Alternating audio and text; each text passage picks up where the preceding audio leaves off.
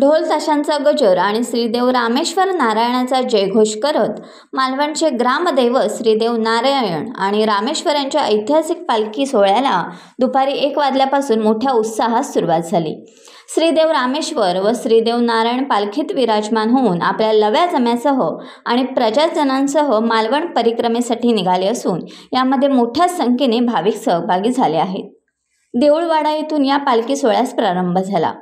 देऊळवाडा येथील श्रीदेव रामेश्वर मंदिरातून पालखीला सुरुवात होऊन रामेश्वर व नारायणाचे वरसलदार कुटुंबीय आणि गावकर मानकऱ्यांना रामेश्वरासमोर श्रीफळ ठेवून गाराणे घातले।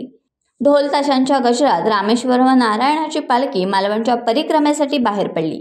श्रीदेव नारायण, श्रीदेवी पावणाई, श्रीदेवी भावी, श्रीदेवी सातेरी या सर्व देवतांना सांगणे घालून पालखी मार्गस्थ झाली। पालखी देऊळवाडा येथून आडवण मार्गे वायरी तानाजी नाका येथे आली असता पालखीवर पुष्पवृष्टी करण्यात आली।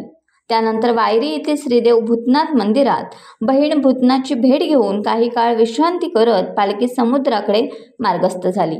त्यानंतर मोरेश्वर, दांडेश्वर, मकरेबाग, काळबादेवी व जोशीमाण येथे भेटी देऊन पालखी रात्री मालवण बाजारपेठेत रामेश्वर माण येथे दर्शनासाठी थांबणार आहे। त्यानंतर रात्री उशिरा पालखी पुन्हा देऊळवाड्यात मार्गस्थ होईल।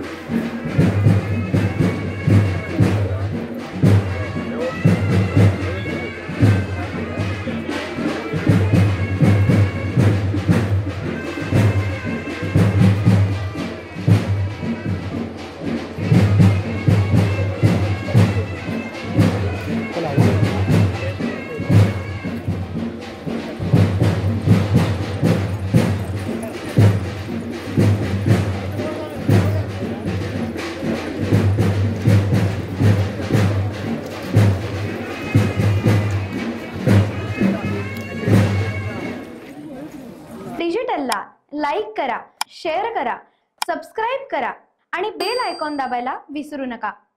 Times digital.